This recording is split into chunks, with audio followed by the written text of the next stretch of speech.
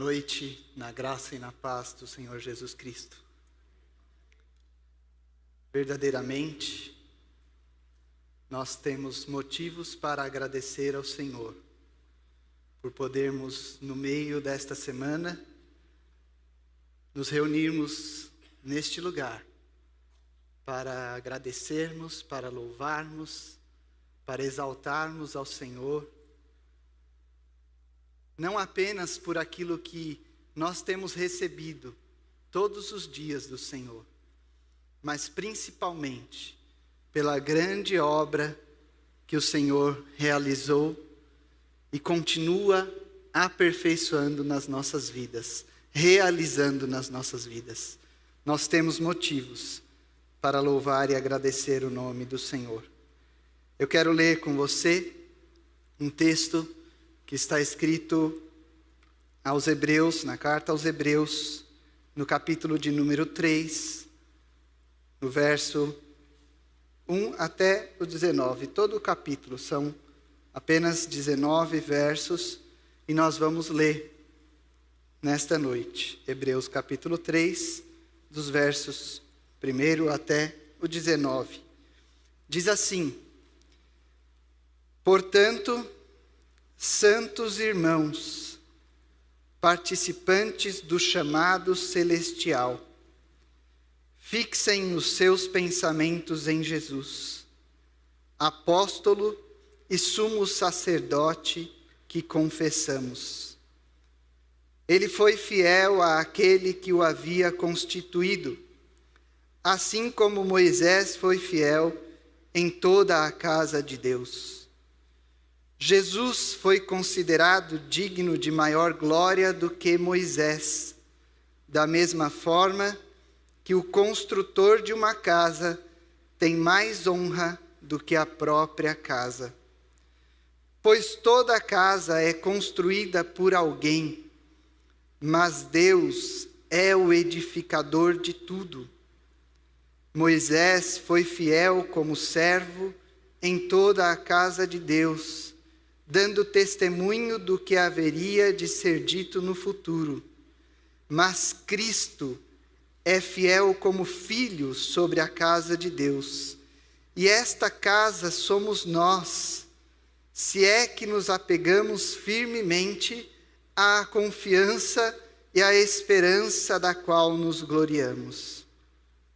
Assim, como diz o Espírito Santo, hoje, se vocês ouvirem a sua voz, não endureçam o coração como na rebelião durante o tempo de provação no deserto, onde os seus antepassados me tentaram, pondo-me à prova, apesar de durante 40 anos terem visto o que eu fiz. Por isso, fiquei irado contra aquela geração e disse: o seu coração está sempre se desviando, e eles não reconheceram os meus caminhos. Assim jurei na minha ira: jamais entrarão no meu descanso. Cuidado, irmãos, para que nenhum de vocês tenha coração perverso e incrédulo, que se afaste do Deus vivo. Ao contrário, encorajem-se uns aos outros todos os dias, durante o tempo que se chama hoje, de modo que nenhum de vocês seja endurecido pelo engano do pecado. Pois passamos a ser participantes de Cristo, desde que, de fato, nos apeguemos até o fim à confiança que tivemos no princípio. Por isso é que se diz: se hoje vocês ouvirem a sua voz, não endureçam o coração, como na rebelião. Quem foram os que ouviram e se rebelaram? Não foram todos os que Moisés tirou do Egito? Contra quem Deus esteve irado durante 40 anos? Não foi contra aqueles que pecaram, cujos corpos caíram no deserto? E a quem jurou que nunca haveriam de entrar no seu descanso? Não foi a aqueles que foram desobedientes? Vemos assim que foi por causa da incredulidade que não puderam entrar. O título dessa mensagem é Permaneça em Cristo até o fim. Esperar pelo Senhor de forma mansa, de forma humilde, reconhecendo, aceitando as nossas limitações, não parece a mim e a você algo que é fácil de ser realizado. Não parece algo para mim e para você factível. Não parece a mim e a você que esperar de forma mansa e humilde, reconhecendo e aceitando as nossas limitações, que seja algo agradável de ser realizado ou de ser feito. Na verdade, em busca de vivermos, em busca de aproveitarmos, em busca de gozarmos de tudo aquilo que Deus fez na sua plenitude, ainda nesta terra, ainda neste corpo que é corruptível, nós corremos de forma desesperada, de forma apressada atrás das coisas. Nós corremos para que as coisas se realizem nas nossas vidas de maneira mais rápida. Por isso que o sábio escritor de Eclesiastes escreveu no capítulo 3, que tudo tem o seu tempo determinado, e há tempo para todo o propósito debaixo do céu. Ele escreveu ainda no final deste capítulo de número 3, que o Senhor tudo fez formoso em seu tempo. Também pôs no coração do homem o mundo, sem que esse possa descobrir a obra que Deus fez, desde o princípio até ao fim. Mesmo que eu e você corramos de forma desesperada, mesmo que eu e você desejemos que as coisas aconteçam de forma rápida nas nossas vidas, queremos ver realizado, queremos ver se concretizando. Mesmo que eu e você tenhamos atitudes dessa maneira, a verdade é que o Senhor tem um tempo determinado para todas as coisas, na minha e na sua vida. O Senhor, Ele sabe o tempo certo em que cada uma das suas promessas vão se realizar na minha e na sua vida. O tempo perfeito determinado por Deus para mim e para você, no entanto, muitas vezes não parece ser suficiente, porque nós sempre queremos mais e mais rápido a realização das coisas. E inconscientes de que nós somos frágeis, inconscientes da nossa mortalidade, da nossa falibilidade, nós não permitimos que as adversidades que vêm ao nosso encontro, que os infortúnios que nós passamos nesta vida, nos aproximem mais de Deus.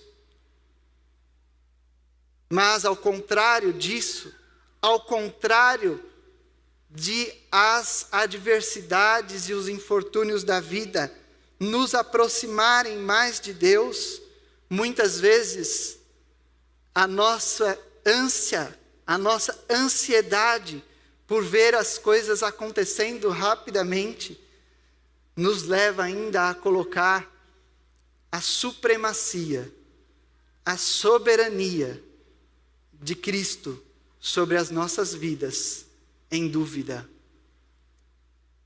Somos tentados e muitas vezes colocamos em dúvida a soberania e a supremacia de Deus sobre as nossas vidas. Essa carta aos Hebreus, ela foi escrita e como pano de fundo, existiam cristãos primitivos, judeus convertidos ao cristianismo, que esperavam de forma ansiosa e apressada pelo Messias, por Cristo, pela volta de Cristo.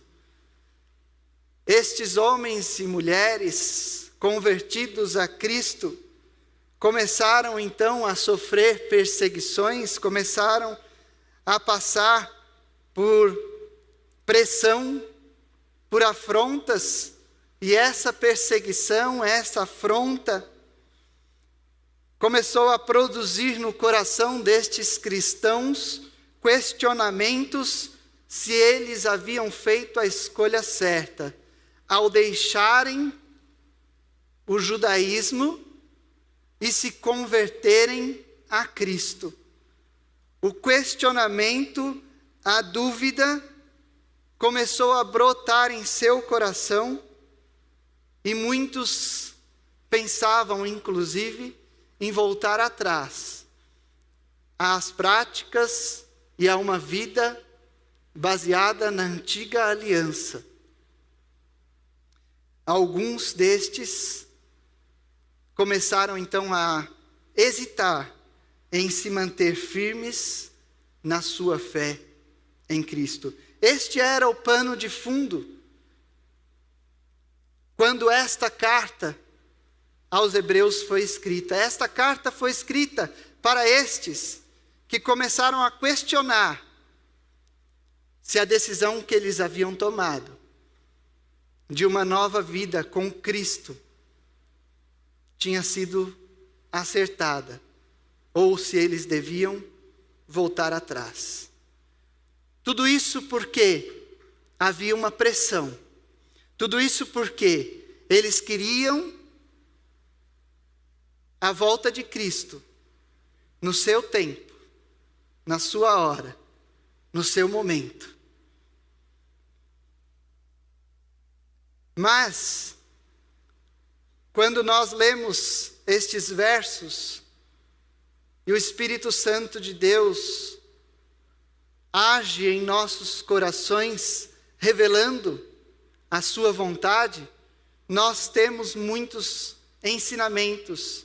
E aquilo que o Senhor falou comigo, eu quero compartilhar com os irmãos nessa noite. Primeiro, no verso de número 1, nós vemos a seguinte lição, o seguinte ensino do Senhor para as nossas vidas: fixe os seus pensamentos em Jesus. Fixe os seus pensamentos em Jesus. O verso 1 diz: fixem os seus pensamentos, irmãos, participantes do chamado celestial. Fixem os seus pensamentos em Jesus, apóstolo e sumo sacerdote que confessamos. Cristo como apóstolo, Cristo como sacerdote, é o intermediador, é o representante de Deus para mim e para você.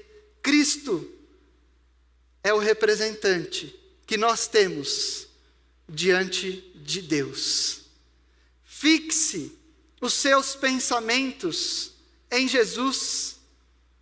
A obra de Cristo na minha e na sua vida é uma obra maravilhosa. A obra que o Senhor realizou pela sua infinita graça e misericórdia, nos tirando do lugar onde nós estávamos, de trevas, de escuridão, de pecado, de mentira, de engano. Esta obra e os feitos do Senhor na minha e na sua vida é uma obra maravilhosa. Os feitos do Senhor são tremendos, são gloriosos, são grandiosos. Este verso diz que nós somos participantes de um chamado celestial. O Senhor nos resgatou das trevas para a sua divina luz e nos fez participantes de um chamado celestial. Portanto, nada pode ser maior, nada pode ser mais importante, nada pode ter maior valor para mim e para você do que esta grande obra que o Senhor realizou e tem aperfeiçoado na minha e na sua vida. Nós precisamos olhar para o alvo, nós precisamos fixar os nossos pensamentos em Cristo Jesus. Fixe os seus pensamentos em Jesus. Na carta aos Colossenses está escrito: mantenham o pensamento nas coisas do alto e não nas coisas terrenas. Muitas coisas nós vivemos, muitas coisas nós passamos. O nosso dia, ele é cheio de atividades. O nosso dia é cheio de atribuições. O nosso dia é carregado de coisas para resolver, coisas para fazer, preocupações. O nosso dia é dessa maneira. E estas coisas facilmente tiram o nosso pensamento daquilo que deve ser o nosso alvo, facilmente roubam a atenção das nossas vidas, roubam a atenção do nosso pensamento e rapidamente nós paramos de pensar nas coisas do alto e começamos a pensar nas coisas terrenas. Mas Paulo, quando escreve à igreja de Colosso e o Senhor fala a mim e a você, ele diz assim: mantenham o pensamento nas coisas do alto e não nas coisas terrenas. Não deixe que as coisas da vida tirem o seu olhar, distraiam os seus pensamentos, distraiam a sua atenção. Não deixe que isso tire de você o foco. Fixe o pensamento em Jesus. Em Romanos capítulo 1 e 21 está escrito assim, que tendo conhecido a Deus, não o glorificaram como Deus, nem lhe renderam graças, mas os seus pensamentos tornaram-se fúteis, e os seus corações insensatos se obscureceram. Deixaram de reconhecer, mesmo tendo conhecido a Deus, tendo conhecido a Deus, deixaram de reconhecer a grandiosa e maravilhosa obra do Senhor nas suas vidas, e diz que não glorificaram, não renderam graças, não souberam agradecer, ser gratos, deixaram de louvar, de glorificar ao Senhor, e então os seus pensamentos se tornaram fúteis e os seus corações se obscureceram. Fixe os pensamentos em Jesus, seja grato, glorifique, reconheça a grande obra de Cristo na sua vida. Não deixe de glorificar, mas fixe os pensamentos em Jesus. Do coração saem os maus pensamentos, está escrito no Evangelho de Mateus. É do coração, de um coração que não reconhece a grande obra de Cristo em sua vida e que se torna fútil, que saem os maus pensamentos, os homicídios, os adultérios, as imoralidades sexuais, os roubos, os falsos testemunhos, as calúnias. Por não reconhecer a grande obra de Cristo, muitos têm perdido o foco, os seus pensamentos têm se desviado de Cristo, o seu coração tem se tornado insensato, obscurecido, tem vindo a esses pensamentos maus, pensamentos de morte, pensamentos terríveis. E o Senhor nos alerta na sua palavra, em Efésios, a não vivermos mais como aqueles que não receberam a Cristo, que vivem na futilidade dos seus pensamentos, mas nós devemos viver com o nosso pensamento fixo em Jesus, uma mente transformada por Cristo. Mas vemos também, no verso de número 4, um outro ensinamento para as nossas vidas. O verso de número 4 diz que toda casa é construída por alguém, mas Deus é o edificador de tudo. Reconheça a sua dependência em Cristo. Tudo aquilo que eu e você temos desfrutado, tudo aquilo que nós vemos, tudo aquilo que nós enxergamos, tudo aquilo que você recebeu do Senhor, foi criado por Ele. Ele é o edificador de tudo. No Salmo de número 24 diz que do Senhor é a terra e tudo o que nela existe, o mundo e os que nele vivem. Tudo foi criado pelo Senhor, tudo pertence ao Senhor. Nós somos propriedade do Senhor. Nós fomos por Ele criados. Tudo foi criado pelo Senhor.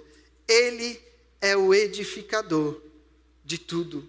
Não há mérito em mim e em você. Não há mérito em nada nas nossas vidas. Tudo é mérito do Senhor. É Ele quem nos capacita. É Ele quem nos fortalece. É Ele quem nos enche de graça e de sabedoria. Tudo vem do Senhor nas nossas vidas.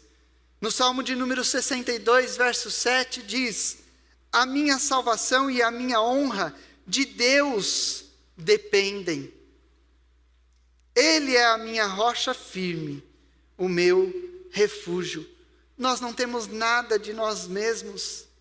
A salvação que temos, recebemos do Senhor. A honra, se alguma honra há, é o Senhor quem nos honra. É o Senhor quem nos levanta. A palavra diz que Ele nos levanta e nos honra, segundo a sua própria vontade, segundo o seu querer. A honra nas nossas vidas, se é que temos, é o Senhor e vem do Senhor. Em Cristo, recebemos direitos da sua glória como coerdeiros. Em Romanos 8,17 diz: se somos filhos, então somos herdeiros, herdeiros de Deus e co-herdeiros com Cristo. Nós recebemos do Senhor o direito de uma herança. Com Cristo somos co-herdeiros. E diz que se de fato participamos do seu sofrimento, para que também participemos da sua glória. Tudo o que temos vem do Senhor. Além de edificador, Ele também é o Senhor das nossas vidas. Nós devemos a Ele a honra, a glória, o louvor. Nós devemos, como servos, o serviço, porque tudo o que temos, recebemos e vem do Senhor. E em Cristo é que nós temos sido aperfeiçoados. Um verso que temos escutado bastante, Filipenses 3:12, que diz: não que eu já tenha obtido tudo isso ou tenha sido aperfeiçoado, mas prossigo para alcançá-lo, pois para isso também fui alcançado por Cristo Jesus.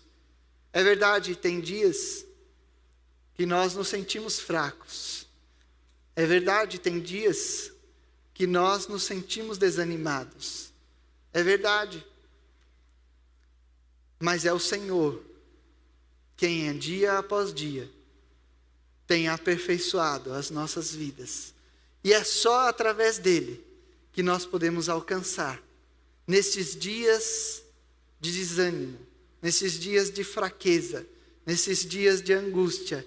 É só no Senhor que nós conseguimos alcançar forças, porque é nele que nós somos aperfeiçoados. Terceiro ensinamento: afirme a fidelidade de Cristo sobre sua vida. O verso de número 6 do capítulo 3 de Hebreus diz: mas Cristo é fiel como filho sobre a casa de Deus. E esta casa somos nós, se é que nos apegamos firmemente à confiança e à esperança da qual nos gloriamos. Cristo é fiel como filho sobre a casa de Deus. E esta casa somos nós. Afirme a fidelidade de Cristo sobre a sua vida. Verdadeiramente, nós podemos dizer, eu posso dizer, e eu creio que você também pode dizer, que o Senhor é fiel na sua vida. Como nós já ouvimos muitas vezes, não apenas como um slogan, ou um adesivo, que nós colocamos no vidro do nosso carro, ou em algum outro local, mas nós verdadeiramente podemos dizer que o Senhor é fiel. Cristo é fiel. E porque Cristo é fiel, Ele nos fez e nós fazemos parte do corpo de Cristo e temos comunhão com Ele. Ele nos chamou à comunhão com seu Filho, Jesus Cristo. Porque Ele é fiel, nós fazemos parte, nós temos comunhão uns com os outros, fazemos parte do corpo de Cristo e temos acesso, temos comunhão com Ele.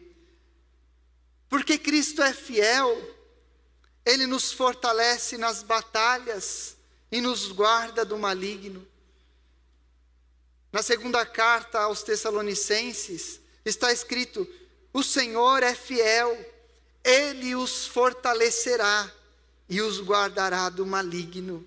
Porque Ele é fiel, nós podemos ter esta certeza, esta convicção de que Ele nos fortalece nas batalhas e Ele nos guarda do maligno. Nós não precisamos temer o mal, nós não precisamos temer o maligno, porque nós temos conosco Cristo e a sua palavra nos afirma que Ele é fiel e Ele nos guardará do maligno. Você não precisa temer o mal. Você não precisa temer o maligno. Você não precisa, porque a palavra do Senhor é verdadeira. E ela afirma para mim e para você nessa noite, porque Ele é fiel, Ele te fortalecerá e te guardará do maligno. Creia, o Senhor te guardará do maligno. Não há o que temer. Não há o que temer. Ele te guardará do maligno. Porque Cristo é fiel, ainda que você for infiel, Ele permanecerá fiel. Porque Ele é fiel, ainda que você for infiel, Ele permanecerá fiel. No capítulo 10 de Hebreus, diz assim: apeguemo-nos com firmeza à esperança que professamos, pois aquele que prometeu é fiel. Porque Cristo é fiel, nós podemos ter esta convicção e nos apegar nós podemos professar com os nossos lábios, com firmeza, com confiança, a esperança da glória de Cristo. Nós podemos afirmar que Cristo vai voltar. Nós podemos afirmar que nós aguardamos a vinda de Cristo, porque Ele é fiel. Não há dúvida, não paira dúvida. Ele é fiel. Ele voltará para buscar a sua igreja. Ele voltará para nos buscar. Nós podemos professar, nós podemos confessar, nós podemos afirmar com confiança a esperança da glória de Cristo, porque Ele é fiel e Ele não falha na sua fidelidade. Afirme a fidelidade de Cristo sobre a sua vida. Afirme a fidelidade de Cristo sobre a sua vida. Quarto ensinamento: encoraje aos outros. O verso de número 13 diz: encorajem-se uns aos outros todos os dias. Encorajem-se uns aos outros todos os dias. Muitas vezes nós acabamos sendo desanimados por causa daqueles que estão à nossa volta, que também estão desanimados, que estão duvidando da fé em Cristo Jesus, que já não tem mais tanta certeza assim de que o fato de um dia terem sido por Cristo chamados, terem entendido e aceitado, foi a escolha correta. E muitas vezes, ao invés de uma palavra de encorajamento, ao invés de uma palavra de fortalecimento, ao invés de uma palavra de ânimo, nós também somos desencorajados. Mas a palavra do Senhor, para mim e para você, nessa noite é: encorajem-se uns aos outros todos os dias, durante o tempo que se chama hoje. Encorajem-se uns aos outros. Meu irmão, seja um canal de bênção na vida do seu irmão. Seja um canal de encorajamento na vida daquele que está desanimado. Seja um instrumento para a propagação de Cristo, para a propagação da esperança que nós temos que ter em Cristo na vida do seu irmão que está desanimado. Esta é a palavra do Senhor para mim e para você. Encorajem-se uns aos outros todos os dias. Não é de vez em quando. Não é dia sim, dia não. Tem dia que eu encorajo, tem dia que eu desanimo.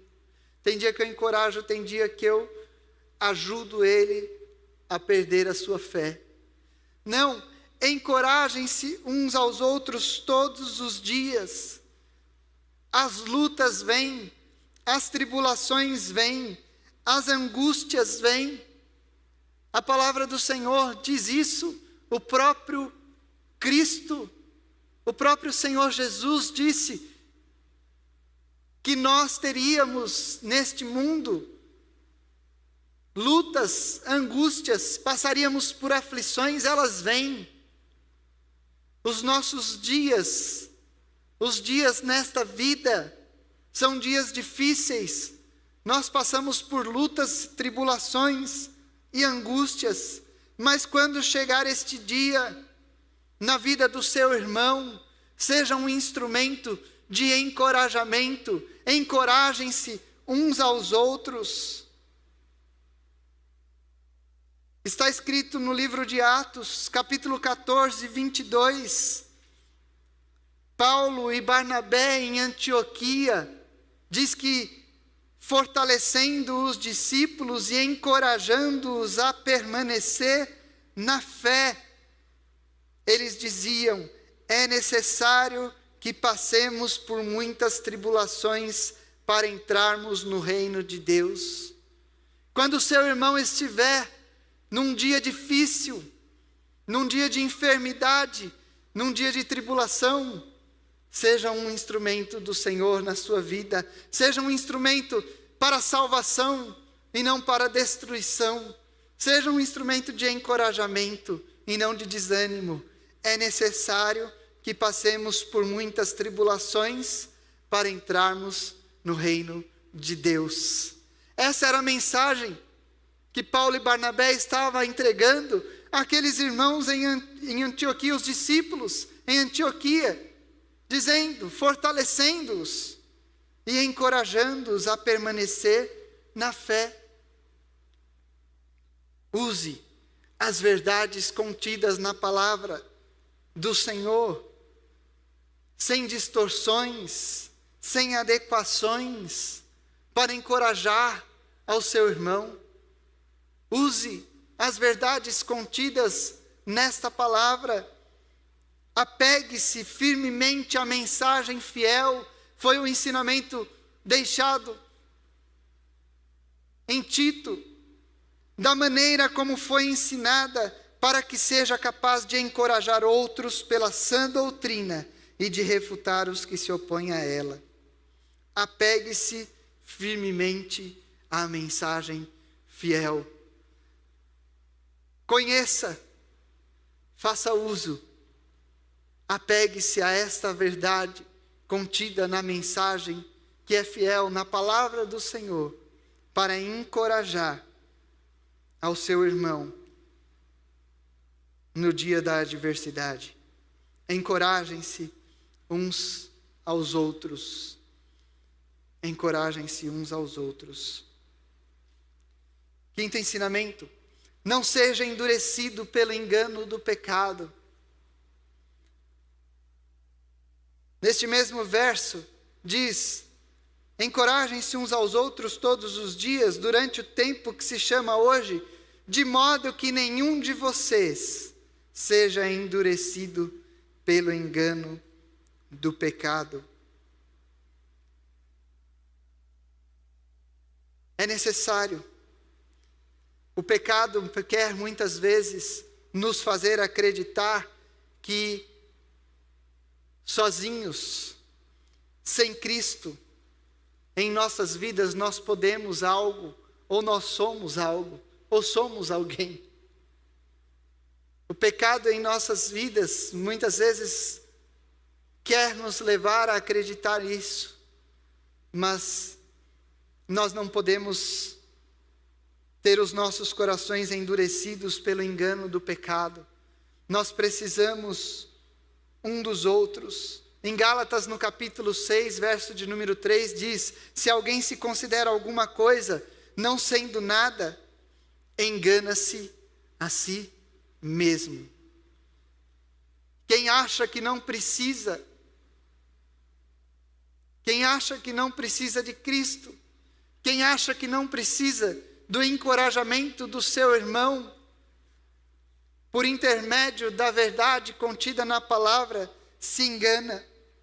Não seja endurecido pelo engano do pecado. O pecado cega, o pecado leva à morte, o pecado leva à destruição e à morte eterna.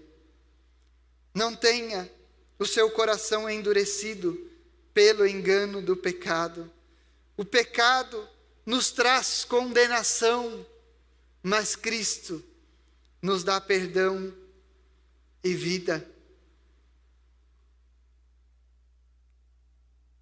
Último ensinamento que eu quero compartilhar com os irmãos nesta passagem: apegue-se à confiança até o fim. No verso 14 diz: pois passamos a ser participantes de Cristo, desde que, de fato, nos apeguemos até o fim à confiança que tivemos no princípio. O Senhor me alcançou, o Senhor te alcançou nós somos participantes de Cristo. Mas essa passagem diz que, desde que, de fato, verdadeiramente, nos apeguemos até o fim à confiança que tivemos no princípio. Essa certeza colocada pelo próprio Deus, esta certeza, esta confiança que o próprio Cristo colocou em seu coração, ela tem que permanecer até o fim. Apegue-se à confiança até o fim. Como participantes de Cristo, o Senhor colocou no meu e no seu coração esperança, e esta esperança produz confiança. Em 2 Coríntios, no capítulo 3, diz: visto que temos tal esperança, mostramos muita confiança. A confiança que temos foi colocada e é produzida pela esperança que o próprio Cristo colocou no meu e no seu coração. E essa esperança é por Ele, é nele. Espere no Senhor, seja forte, espere no Senhor. É o que diz a palavra do Senhor. Como participantes de Cristo, eu e você não podemos abrir mão dessa confiança dada a nós pelo próprio Senhor. A palavra diz em Hebreus 10:35, por isso, não abram mão da confiança que vocês têm. Ela será ricamente recompensada. Não abram mão da confiança que vocês têm. Ela será ricamente recompensada. Não existe nada que possa se comparar. A palavra do Senhor nos diz isso. Com a glória que está preparada, que o Senhor tem preparado para mim e para você na eternidade. Não existe nada que se pode comparar nesse mundo. Apegue-se à confiança até o fim. Não abra mão da confiança que o Senhor colocou no seu coração. Porque esta confiança será ricamente recompensada. Esta recompensa é uma vida eterna com Cristo. Esta recompensa é uma vida eterna gloriosa. A palavra do Senhor nos diz em Apocalipse, capítulo 21, que não há nada que se compare à cidade, às moradas que o Senhor tem preparado para mim e para você. Não há nada que se compare. Não é um lugar que nós podemos comparar com ruas esburacadas. Não é um lugar que nós podemos comparar com conflitos, com brigas. Não é um lugar que nós podemos comparar com dores que nós sentimos, com problemas financeiros que nós passamos, com adversidades no trabalho que nós temos. Não é um lugar que se pode comparar a isso. Nós não conseguimos contemplar com esses olhos aquilo que o Senhor tem preparado para mim e para você. Mas a palavra do Senhor diz: não abra mão da confiança que você tem, porque ela será ricamente recompensada. Apegue-se à confiança até o fim. Nossa confiança, nossa esperança devem permanecer no Senhor até o fim. Permaneça em Cristo até o fim. Esta é a palavra do Senhor para mim e para você nessa noite. Que eu e você sejamos, pelo Senhor, encorajados e fortalecidos para esta caminhada, permanecendo em Cristo até o fim. Feche seus olhos, Senhor.